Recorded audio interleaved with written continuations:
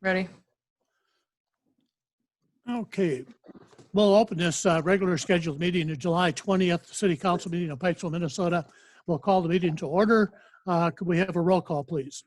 Aaron Coots, Here. Jim Stout, Here. Roger Schmidt, Here. Dan Delaney, Here. Justin Schroyer. Here. You have a quorum. Okay, thank you for kind of indulge here in just a second.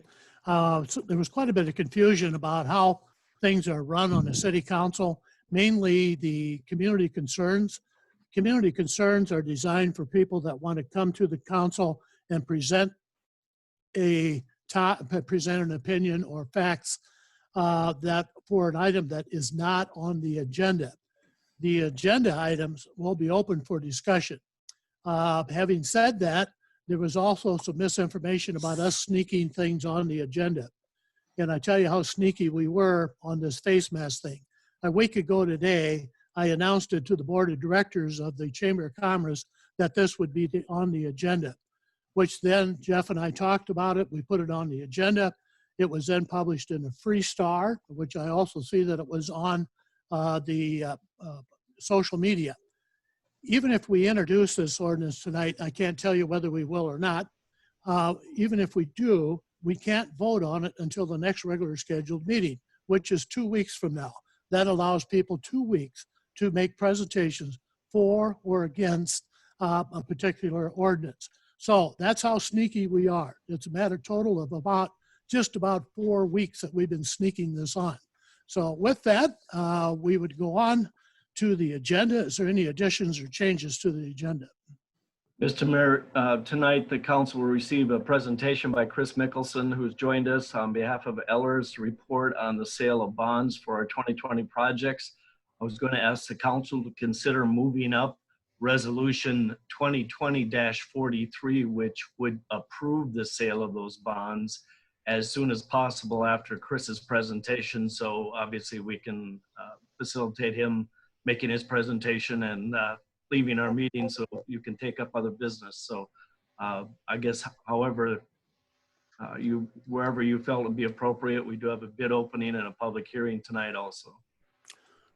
Okay, so we would entertain a motion to approve the agenda with the change of moving up resolution 2020-43 right after Chris's Ehlers and Associates presentation. I would entertain a motion to approve that. I do. Make that motion. Okay, thank you, Roger. Seconded by Jim. Any discussion? Hearing none, a roll call vote, please. Coots, Mayor Coots, Oh, aye. Councilmember Stout, Aye.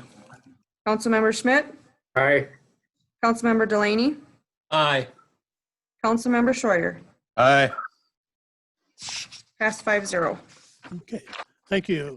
We now have the consent agenda in front of us, which is the May 6, 2020 regular meeting minutes, the July 20th, 2020 special meeting minutes, the payment of claims, which is listing the bills, and June 2020 financial reports. Is there a motion to approve? I would so move. Moved by Dan, seconded by Roger to approve. Any discussion? Hearing none, a roll call vote, please. Mayor Coots, Aye. Councilmember Stout, Aye. Councilmember Schmidt, Aye. Councilmember Delaney, Aye. Councilmember Schroyer. Aye. Pass 5-0. Next on the agenda is community concerns, and I'll ask Jeff, is there any community concerns? Mr. Mayor, you touched on it. There have been a number of emails, calls, personal contacts with residents regarding the proposed ordinance later in the agenda. Those are community concerns that I received, and you did address that in your opening comments. Okay, yep, thank you. And I have a number too that I've received also we can talk about when that particular item comes up on the agenda. With that, we're going to ask Chris Mickelson, Ehlers and Associates, and if you could introduce Chris again, Jeff. I think we've seen him a couple weeks ago. Right, Chris was before the council to present the plans to sell bonds to finance the 2020 projects. That sale took place earlier today. Also in conjunction with the sale of those bonds, we had rating call with Standard and Poor's, and I think Chris is going to report on that as well. But he's got some good information and good news for us, so I turn it to Chris. Thank you, Jeff, and thank you, Mayor and council members. As Jeff said, we assisted the city with the sale of its general obligation bond series 2020A to finance the 2020 street and utility projects. Final par amount after the adjustments ended up being $2,685,000. And so I believe Jeff distributed our sale day report to you at about mid-afternoon today. And so we'll briefly touch on this, and then any questions that you have, happy to address those. So again, under the purpose section, this is to finance the city's 2020 street and utility projects. As Jeff mentioned, the city did have its rating updated from S&P as part of this bond issue, and S&P affirmed the city's AA- stable rating, which is really something to be proud of given the current economic conditions that we find ourselves in. To be able to quote unquote hold serve in this environment is really a testament to the strong financial position, the strong management position that the city is in, and I'll touch on a couple of those points here at the end of this report also. The city received 7 bids as part of the sale process, and the low bid was from United Bankers Bank out of Bloomington, Minnesota here. The lead here, so I don't want to bury the lead, the low bid from UBB was 1.21%, which really speaks to the market environment that we find ourselves in today. To be achieving a 1.21% interest rate on 15 years is really an incredible result. And frankly, all bids from 1 through 7 were very competitive, very tight bidding, which suggests that this wasn't just an anomaly. It's where the market is today, and it's again the strong credit quality of the city of Pipestone that leads to this result. And so really, again, fantastic result here with this morning's sale. Summary of those sale results. Again, the principal amount ended up being $2,685,000 in total. That was a result of a premium bid being received from United Bankers Bank. And so we were able to reduce the par amount by $190,000 in total. Underwriter's discount, that's what UBB paid themselves for making this market, for taking place in this transaction. That's $19,466. And issuance costs, that's between our fee, S&P, and also the bond attorney at $41,284. Yield, that's what the end investors will ultimately earn on this investment, ranges from 25 basis points or 0.25% in the earliest maturity to 1.25% in the latest maturities out to 15 years there. And then total net P&I, $3,162,660. Again, this issue size was decreased by $190,000 due to a premium bid being received from UBB. I won't get deep into premium bidding. You guys have a busy agenda tonight, but essentially that's a function of being in such a low interest rate environment. By pricing the bonds a little bit above par, essentially giving you some extra money, they're able to use coupons that are higher than what ultimately is the end yield to the investors. And then we just basically take that premium, reduce the bond amount so that you're now borrowing less with that higher coupon. And it's essentially 6 of one, half dozen of another. But the thought behind it from an investor's perspective is they'd be able to resell a higher coupon bond at a later date than what they'd be able to sell, say, if the coupon was printed with 25 basis point maturity, as an example. Closing date on this is August 13th, 2020. So that's the date that the city will receive proceeds from this sale for those street and utility projects. And the formal action here tonight would be to adopt the bond resolution awarding the sale of $2,685,000 general obligation bonds, here's 2020A, to United Bankers Bank. 4 attachments included with this report, the first being the bid tabulation. This lays out each of the 7 bids that were received, and you can see there UBB being the top bid.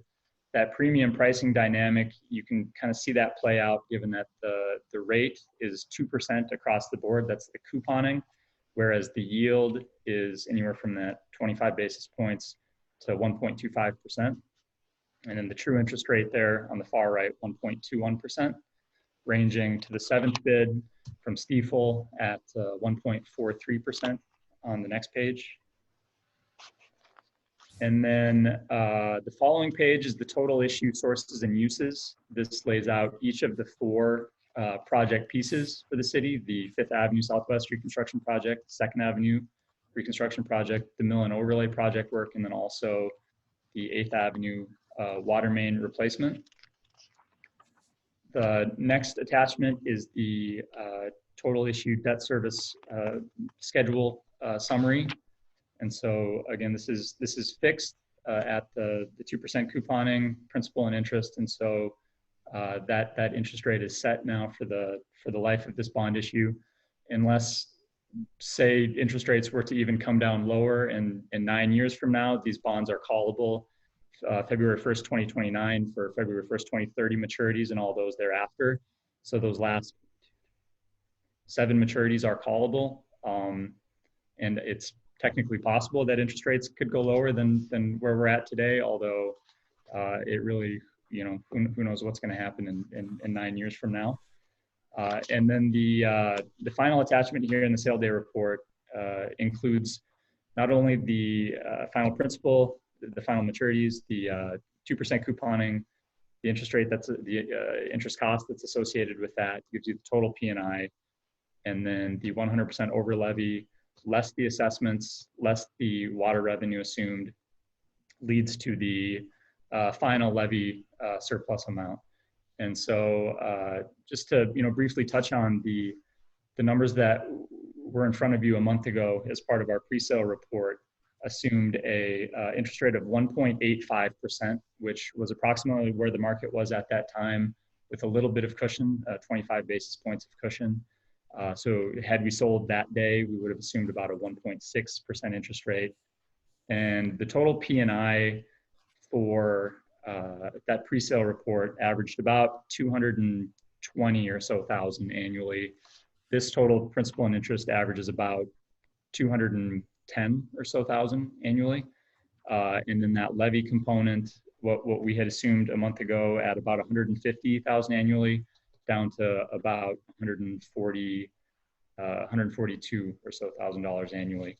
And I will also add that with 2 of the project pieces, when final bids were received, coming in slightly over, one being 5,000 over, the other being about 30,000 over.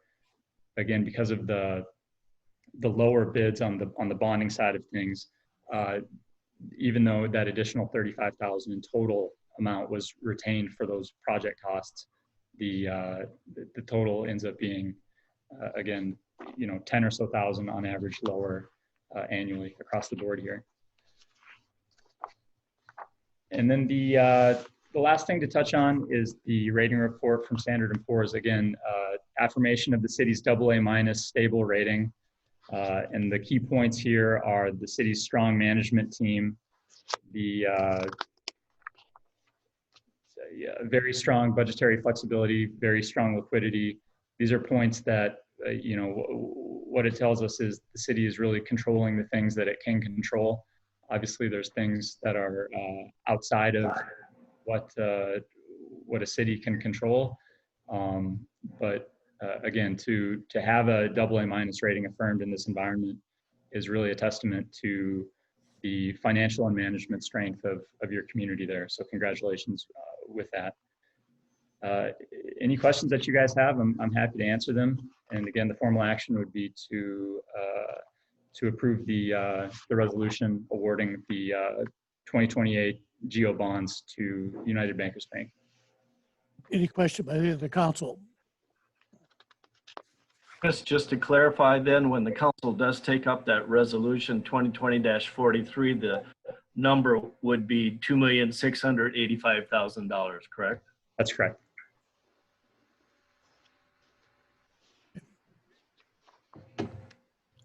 Okay, any other questions? If not, I really want to thank you, Chris, for doing a wonderful job on this and getting this low rate. And with that, I would go to how we change the agenda to resolution 2020-43. Jeff, want to introduce that? This resolution, if adopted, would approve the sale of the bonds that Chris just described for the purpose of using those for 2020 projects that are, bids will be open later this evening and would be used to pay those costs. Okay, Dan, I would move that we approve Resolution 2020-43. okay, is there a second? Jim, I would second that. okay, any further discussion? Hearing none, we'll have a roll call vote, please. Mayor Coots, Aye. Councilmember Stout, Aye. Councilmember Schmidt, Aye. Councilmember Delaney, Aye. Councilmember Schreier. Aye. Passed 5-0. Okay, thank you very much, Chris. We really appreciate all the hard work you've done. Thank you, Mayor and Council. We very much appreciate it as well. Take care and have a good meeting. Thank you. Okay, with that, we are to the point where we're going to have a public hearing on the budget for next year. Is there a motion to open the public hearing on the budget? I would so move. Okay, Jim, made by Jim, seconded by Roger. Any further questions? Hearing none, we'll have a roll call vote, please. Mayor Coots, Aye. Councilmember Stout, Aye. Councilmember Schmidt, Aye. Councilmember Delaney, Aye. Councilmember Schreier. Aye. Passed 5-0. Okay, I'll turn it over to you, Jeff. Mr. Mayor, it's now time again to be discussing the next year's budget, and part of the process is to take public comment on that. Following that, we start meetings with individual department heads next week. Lene and I do to discuss what they have intended for next year. Obviously, COVID is going to probably play a big part in how much each department head wishes to take on. In any event, then there's typically a meeting in late August or early September ahead of the preliminary levy deadline, which is also in September. And we would at that time typically have department heads come before the council to discuss their proposed budgets for next year in some detail. In any event, we did publish a notice of the public hearing to give comment, and I'd have to defer to Casey. She and I are in different rooms with remote meeting to see if anyone has checked in to give public comment. I did not receive any written or email comments regarding the proposed budget. I have one, Julie, but I'm not sure if she's here just as an audience or regarding the public hearing.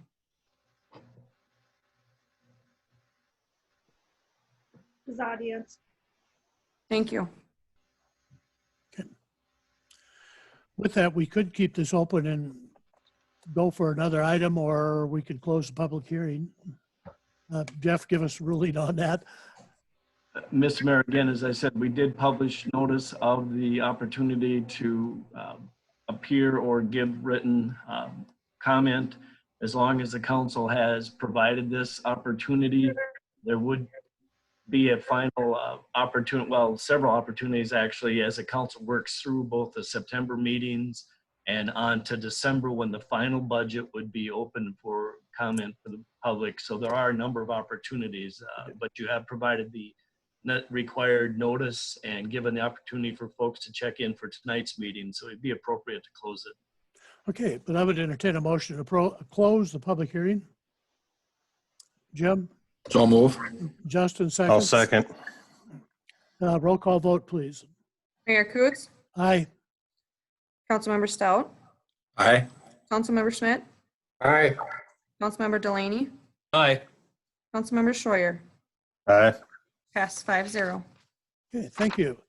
Now we get to Travis Winters. Oh, there he is. Yes, he's moved around on my screen. Indian Lake Trail Project for the bid opening.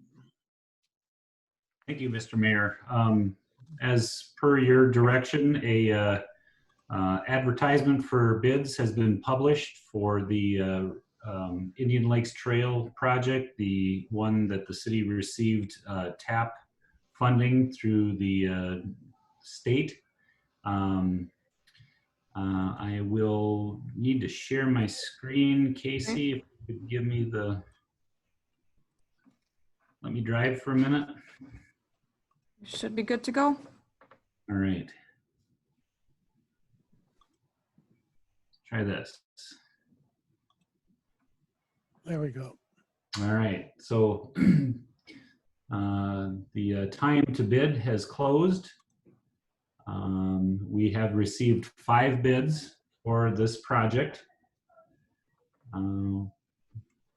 We will view those now. And we've got to accept them. So first bid, Town and Country Excavating. Next one was Dunick. Tyzac Concrete. Holstein Excavating. You were. And BX Civil. All right, so 5 bids have been received. 5 bids have submitted all the necessary documentation. We will save those. And now display the results.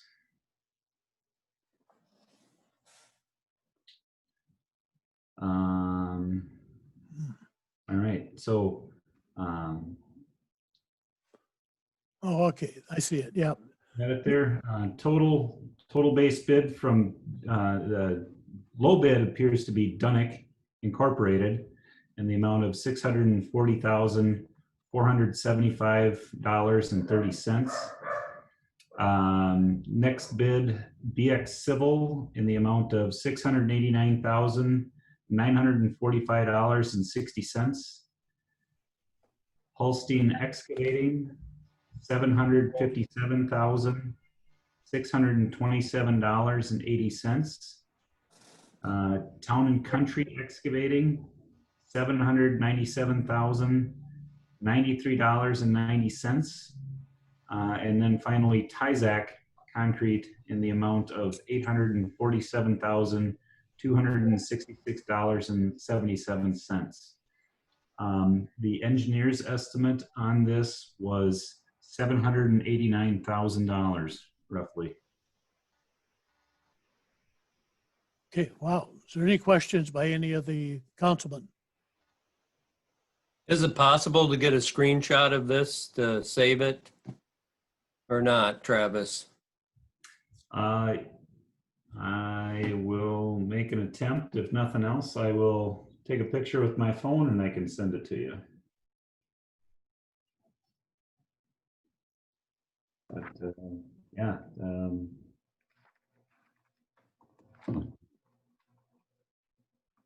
That's a good idea. Good results look good. I can export it to an Excel and send it to Casey right away too. Perfect. But Thank I will review these and verify that everything is in accordance to the required documents, and I guess we'll go from there. Yep, see it at the next meeting then. Yes. Yep. Okay, thank you very much, Travis. That's kind of exciting that it came under estimate and everything, so moving Yep. right along. Okay, we're at legal ordinance 118, 4th series, and where did Jeff go? He disappeared completely, okay. I hear you. Well, in any event, I can proceed. As the mayor mentioned in some of his opening comments, he had requested that staff prepare an ordinance. Several cities have taken action to require the wearing of masks inside places of public accommodation. Seems to be a common term. Cities such as Mankato, Minnetonka, Rochester, Winona, Duluth, Edina, Excelsior are some of the cities that have taken some action along this line to require the wearing of masks when inside public accommodations. Those will include facilities such as the City Hall when there's face-to-face business being conducted, in retail locations. And I tried to review all cities' ordinances where these types of ordinances had been adopted, and took provisions that I thought would be appropriate for council consideration. for you to take a look at. The league does provide updated information as far as other cities that have adopted it, but the league itself has not put together a template.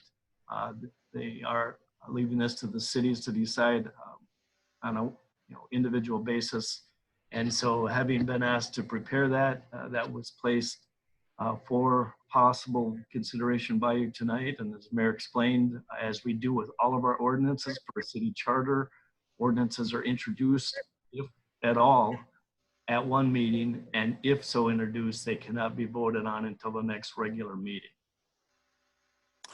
So with that, I know you received a number of emails. If you kind of want to summarize some of those, and then I'll summarize a few that I received also.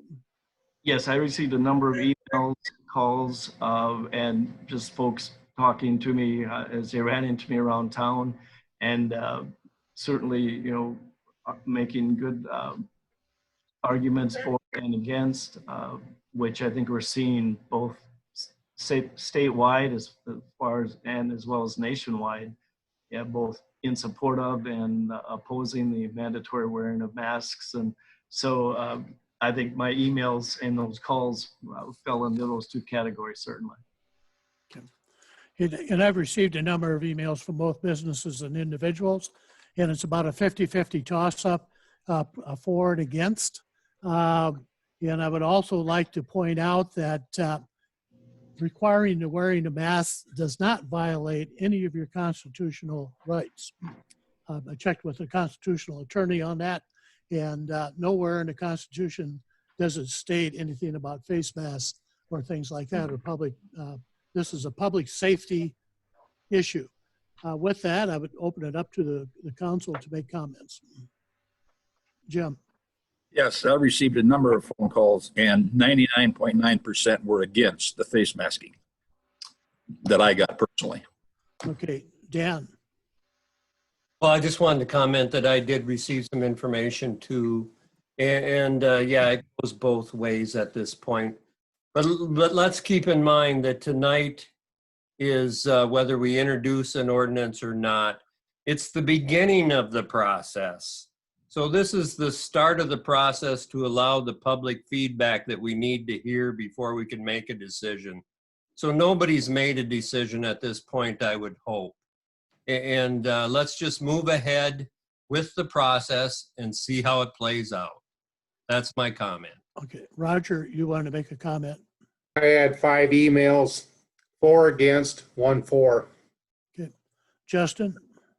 About like that, 60-40 maybe. Okay. Okay, with that, is there a desire to introduce this ordinance for consideration at our next meeting? Dan? I would introduce ordinance 118 4 series at this time. Okay. And that's all the action that we need to take at this point.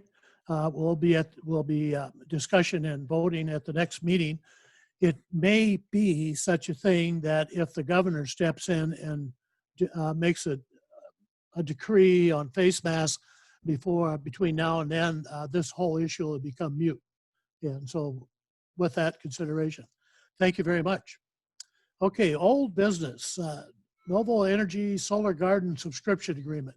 There's Nick. Yep. Yes, Mr. Mayor, Nick Woods is before you at a recent meeting, July 6th. He represents an energy solutions company that was proposing that the city subscribe to the community solar garden that's going to be built just north of the city on land rented from the city. And a copy of the subscription agreement was in your packet. It allows the city to opt out of the agreement after 10 years. There's no cost to the city to subscribe to the garden. And it's estimated by their Mr. Woods' company that the city would save approximately $5,300 per year. That number is somewhat reduced because of the city's previous subscription with Geronimo, which was discussed after Nick made his presentation. But he's here for any questions, and it's also before the council for consideration whether you wish to subscribe to that solar garden. What kind of start? Is there any questions of Nick by any of the council members? I see none. Then we would be at a point where we would approve a motion to subscribe as as presented. Is there a motion to that effect? So moved. Justin moved, seconded by Dan. Okay, is there any further discussion? Hearing none, we have a roll call vote, please. Mayor Coots, Aye. Councilmember Stout, Nay. Councilmember Schmidt, Aye. Councilmember Delaney, Aye. Councilmember Schreier. Aye. Passed 4-1. Okay, thank you very much. Next on the agenda is the coronavirus relief funds, and I'm going to turn this over to Jeff for his recommendations. Mr. Mayor, at the last meeting, I made the council aware that the governor had released some of the federal funds earmarked for COVID virus relief. Some of the guidance and eligible expenditures are still being defined, but some of the things that cities are permitted to utilize those funds for are personal protective equipment, expenses related to reducing employees' exposure to COVID-19. And the one that I discussed both with the city and last Monday night with the EDA is that an eligible use of these funds is grants to small businesses that were impacted by the COVID shutdown. I also spoke with Rebecca Kurtz of Ellers last week, as Ellers is assisting cities in preparing protocols and procedures if they wish to initiate a grant program. And my thought, or I guess proposal for council consideration, doesn't necessarily need to be tonight, just as far as a decision, but would the council be interested in pursuing either a joint effort with the EDA to set up a grant procedure program, or would you prefer that I get a more elaborate written proposed policy for you to consider, or working with Ellers to see how you wish to proceed? I would just like to add that I've been in conversations with Laverne and actually Hills, Minnesota. Both of them are turning it over to their EDA also, so this is not an uncommon thing. But with that, I would open up for any questions or discussions. Dan. Just my opinion, but I think this is a good opportunity for the EDA to assist us and help us distribute those funds or get that information out to the businesses that may be eligible. Anything else? Any other comments? Hearing none, I would entertain a motion to, excuse me, Jeff, go ahead. Well, Mr. Mayor, just to echo Councilmember Delaney's comments, obviously the EDA has a loan program already in place, so they do have procedures already in place that we could utilize in a grant format. So just to echo what he'd just brought up. Okay. With that, I would entertain a motion to have the EDA proceed to administer coronavirus funds. I would so move. Moved by Jim. Is there a seconded by Dan? Okay. Any questions? Hearing none, we'll have a roll call vote, please. Mayor Coots, Aye. Councilmember Stout, Aye. Councilmember Schmidt, Aye. Councilmember Delaney, Aye. Councilmember Schreier. Aye. Passed 5-0. Okay. The next would be Resolution 2020-44, and this is referring to mill and overlay. The bids for the mill and overlay project are open at your last meeting. Travis has reviewed those. The low bidder was Dunick Inc. in the amount of $633,415. And Bolton Mink are, I believe, recommending that award be made to Dunick. Travis, did you have anything to add to those comments? No, I guess not specifically here. The amounts were a little bit over estimate. Our previous two bids for 8th Avenue and 5th Avenue were below estimate. I still can't get over a 1.2% interest rate. So, yeah, I think that's pretty awesome. So I guess whatever, I would recommend moving forward. So we have the resolution in front of us, 2020-44, with, which would award the contract to Dunnick Incorporated for $633,415 for mill and overlay. Is there a motion to that?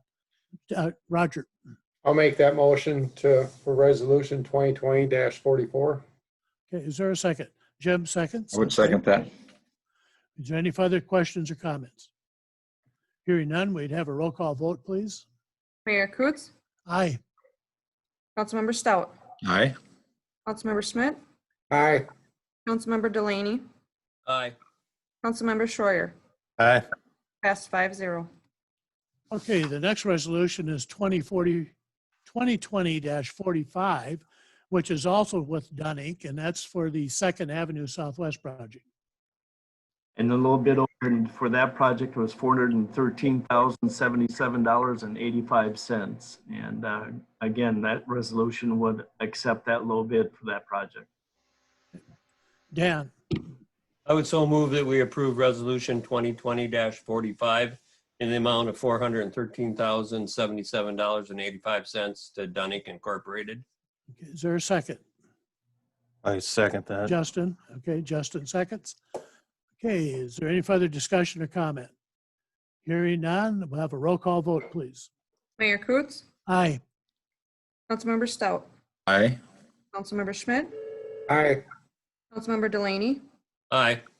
Councilmember Schroyer. Aye. Passed 5-0. Okay, item D is resolution 2020-46. The Garden Club gave a donation of $120 to the city to assist with the development of the Hanson Park on the west end of Main Street. And resolution 2020-46 would accept that donation from the Eden Garden Club. Is there a motion to accept that donation? I would so move. Okay, move by Jim, seconded by Roger. Any discussion? Other than we really appreciate any and all donations that we get for the development of property within the city. So we really do appreciate this. With that, we would have a roll call vote, please. Mayor Coots, Aye.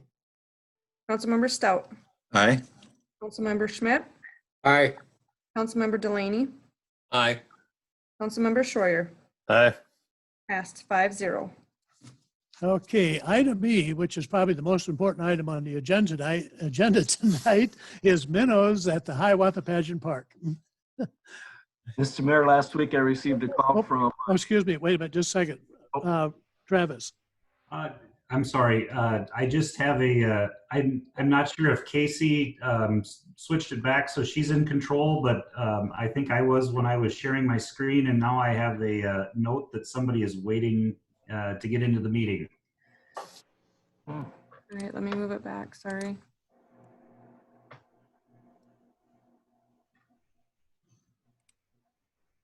Okay. Bear with me, I'm a newbie.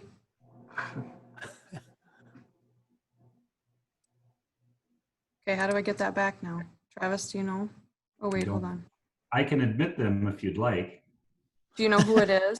Can you tell me who it is? It's just a phone number. Okay, I'll have to. You can let them in and I'll talk with them. Okay. Okay. Okay, we just had somebody admit 507-626-0013. Can I get your name for our record, please?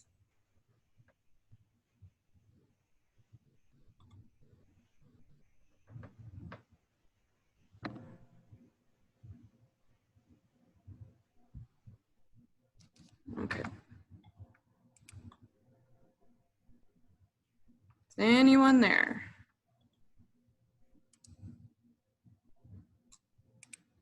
I think it's a telemarketer call. So I'm gonna.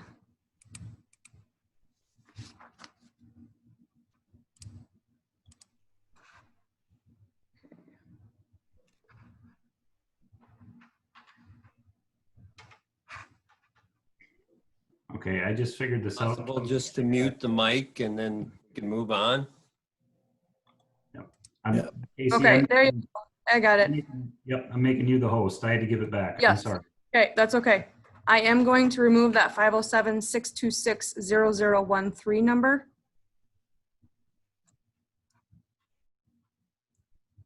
Okay. Okay, moving on to the most important topic tonight, minnows in the Hiawatha Pageant Park. Yes, Mr. Mayor, as I started to say last week, I received a call from a conservation officer with Department of Natural Resources who informed me that he had received a call in his office wondering about the ability to remove minnows from the pond at Hiawatha Pageant Park. He stated that per state law, unless there's a city ordinance prohibiting it, individuals would be permitted to remove minnows. And he was wondering, first of all, if we had such an ordinance. When I informed him at this time we do not, that became then a question for the council. Do you wish to pursue an ordinance that would prohibit the removal of minnows at the pond, or are you comfortable allowing that to proceed? Dan? Yeah, I got some questions on this. You know, we've actually paid to have that fish put in there. And I don't know how big they are when they go in, and I don't know what type of minnow traps. But I would assume that possibly baby game fish could end up in those minnow traps. And also, I know there are a number of businesses that catch and sell minnows. And I would be against allowing minnow traps in that area at this time, simply because I don't know what they're going to take out. And it may defeat the purposes that we've been trying to get in there. We need to have some bait fish in there also, you know, if we're putting game fish in there. And so I don't know exactly how it would disrupt the ecosystem there in that pond. But personally, I'm against it because I don't want to see somebody profiting from city property. Yeah, and a point well taken, Dan, because the Friends of Scouting donated $750 this last year to stock that pond. Does anybody else have any comments? Justin? As far as I'm concerned, that minnows are probably competing with those bluegills out there. Those bluegills aren't going to eat a lot of minnows. And if you want to harvest minnows, I think you're limited to 12 dozen. It's not going to be a commercial outfit. It's going to be some kid catching them with a net or something. I don't think it's worth making an ordinance at this time. Roger? I agree with Justin, because I don't think, I don't know for sure, but I think it's illegal to remove the game fish through traps. That as well, yep. That if you remove game fish, then it's an issue for the conservation officer, because that would be an illegal action. Anybody else? With that, I guess on a consensus basis, we probably just not pass an ordinance at this time, and which would allow people to trap minnows and to remove them. Okay. Good, just a excuse me, quick Dan, question go ahead. there. Yeah, Mayor. go ahead. The Hiawatha Pageant Committee, would they have any objections to this, or would they be able to monitor the number of traps that are put out there, or would they be able to assist in this at all? You know, other than their observation being out there, I know the Hiawatha Pageant Park Committee is going to be meeting later this month because they're working on a winter celebration type thing they want to introduce to the council. We could, if you want to, we could bring that up to, or I could bring it up to the park board and see what their input would be. Yeah. I just feel it's something that should be looked at the level of the board there. Okay, why don't we do that? We don't even need a table. Do we need to table this or till I don't- such a time as the park board to make a recommendation? It certainly could be done if that's council's wish, yes. Okay. Would you introduce or table it, Dan? Yeah, I would move that we table the minnows at Hiawatha Park proposal at this time until we get direction from the Hiawatha Park Board. Thank you. Is there a second to that? I would second that. Okay, thank you, Jim. Roll call vote, please. Mayor Coots, Aye. Councilmember Stout, Aye. Councilmember Schmidt, Aye. Councilmember Delaney, Aye. Councilmember Schreier. Aye. Passed 5-0. Okay, the final item on the agenda is item F, and that's consider approval of a purchase of a portable generator for the water department. Yes, Joel had approached me last week to propose purchasing a portable generator. The one he currently is utilizing is more than 40 years old. He wasn't able to pin it down more closely than that.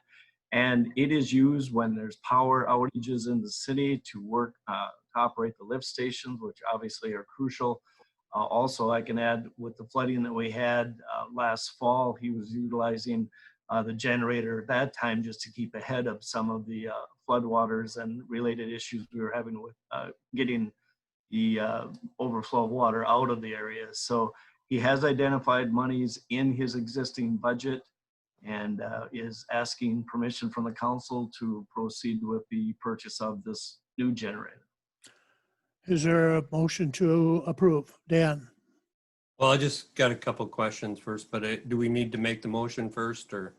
Go ahead. Just wondering, Jeff, when you said that there is money in his budget, was that specifically a line item for a generator, or is he taking it from someplace else to use it? It is not a line item for the generator. It is a line item for wastewater equipment. Okay, all right. Any good questions? Any other questions? Is there a motion to approve the purchase of a generator? I would so move. Moved by Jim. Is there a second? Dan, Roger. Okay, any further discussion? Dan? Yeah, I'm just wondering, does we have access to any other portable generators where we wouldn't have to purchase our own in the case of an emergency? And that's what it sounded like it was going to be used for. I know emergency services at one time had a couple of portable generators that were available through a grant system for communities in the county to use. And I wonder if Joel has looked into the access of those rather large portable generators. And if I remember correctly, I think the city has used them in the past in emergency situations. But I don't know, maybe something's changed. Well, one of the scenarios that Joel and I discussed was exactly the flooding that we had last fall when, of course, everyone's trying to get their hands on any generator. And he was concerned, obviously, with the lift stations and the need to be able to keep those pumping in an emergency and not having the availability of one or the dependability of one given his current 40-plus-year-old generator. So he just felt it would be appropriate to have one dedicated to the wastewater department, and that is a more recent vintage. Okay. Very good. Okay, is there any other questions or comments? Hearing none, we would have a roll call vote, please. Mayor Coots, Aye. Councilmember Stout, Aye. Councilmember Schmidt, Aye. Councilmember Delaney, No. Councilmember Schreier. Aye. Passed 4-1. Okay. We're at our point of closing comments. Jeff, do you have any closing comments?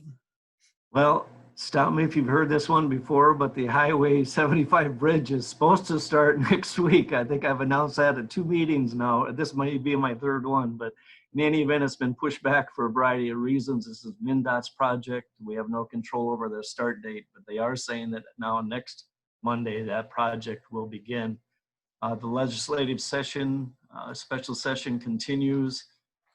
As of late this afternoon, when I last checked, I didn't see that any significant progress had been made I haven't checked since before the meeting started. The good news was that the state revenues were higher than expected, obviously with the COVID-related impact, but that was a good thing, some good news, because obviously as we begin our budget discussions, the impact that COVID on state finances might trickle down to cities and LGA distributions for next year. So we're trying to monitor both the legislative special sessions and state revenue to see how that'll impact us locally. That's all I have. Okay. Any other councilmen have any closing comments? I have one. I fielded a call where actually the receptionist fielded a call from a Mr. Doug Johnson today, which after doing some research, coming to find out that I think it's an assumed name because the address that he gave where he lived did not check out to be Johnson living there. But having said that, it was a good call to take because this person made some very disparaging remarks about people of color and it called them some weird names that you hear protests about today. And so what it is, it's good that I hear something like this periodically, and I want to tell you about it because oftentimes we sit in kind of a little bubble out here and we think everything is all great, that there's no racism in the community and there's nothing that we have to do. But a call from this Doug Johnson brought it to the forefront that yes, there is racism out here. Yes, there are people making some very disparaging remarks about people of color and crime rates, which are not founded. So having said that, I just wanted to kind of report that to the council that periodically I get a call like this and it kind of reminds me that we have work to do. Is there any other closing comments? If not, I'd entertain a motion to adjourn the meeting. Roger? Okay, Roger moves. Is there a second? I'll second it. Okay, seconded by Dan. Okay. Hearing no discussion, roll call vote, please. Mayor Coots, Aye. Councilmember Stout. Aye. Councilmember Schmidt, Aye. Councilmember Delaney, Aye. Councilmember Schreier. Aye. Meeting adjourned. Thanks, guys. See you, Trav. Yeah. Thank you. Yeah. Thank you.